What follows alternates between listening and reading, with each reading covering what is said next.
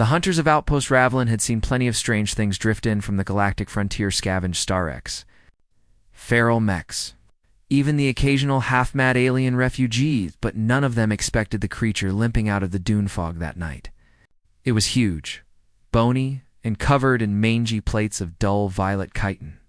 Its tail was forked, its jaw crooked, and its eyes glowed like molten gold. It looked like a dog sculpted by someone who had only ever heard rumors of what a dog should be, then carved it out of nightmares. When it collapsed on the sand, the hunters moved in.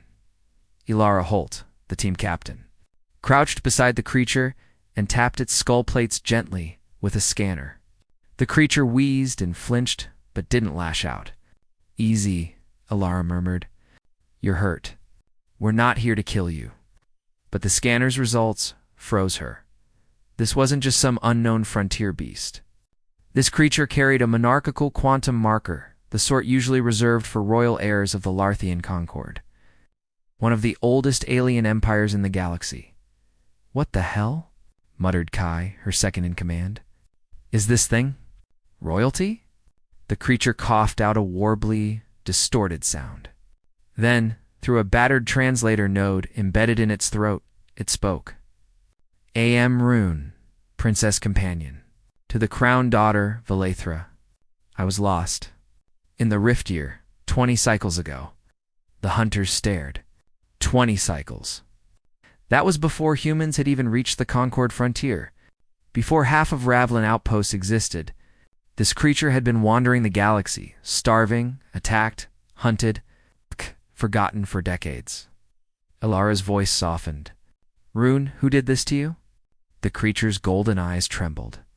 "War, betrayal. Our cruiser was struck by revenant machines. I sealed the princess in an escape pod. I was thrown into the void. It lifted a scarred limb. I searched for her. Always. But the stars are so large." Its voice cracked, not physically, but emotionally. And that was when Ilara made her decision. "Then we'll help you find her." Rune stared, bewildered. "Humans would help a creature like me?" Kai looked the alien dog up and down, its jutting bones, its ugly rough hide, but his voice was steady. "You're a living being, and you didn't quit. That makes you one of us," Rune shuddered, emitting a low, keening sound that their translator labeled as gratitude. Mixed with disbelief, the mission started immediately. The hunters loaded Rune into their rover, treating him like a wounded war veteran instead of some grotesque beast. They fed him nutrient paste, patched his armor plates, and reinforced his failing translator node days later. After analyzing star patterns, Rune remembered from the day of the attack. They located a crashed Larthian escape pod half buried in canyon walls beyond the frontier. The pod was ancient rusted, cracked and nearly fused with the stone. But the Larthian royal seal still glimmered faintly on the hatch. Run limped forward, trembling violently. "Valethra?" he whispered. Larot pried the hatch open. The stale air of a forgotten century hissed out. Inside was a cryo-chamber, dark, frost-coated, and barely functional. The power light flickered weakly. Ilara wiped the frost away. And there she was, a small, silver-skinned alien child, no older than 10 at the time of the crash, floating in cryosuspension. Alive but fading, Rune howled a raw, grief-laced sound that echoed through the canyon. "Wake her," he begged. "Please, please." Kai hooked up a portable reactor. Ilara rerouted life support manually, burning her gloves on ancient circuitry. The chamber hummed, flickered, then surged with stable power. A moment later, the pod hissed open.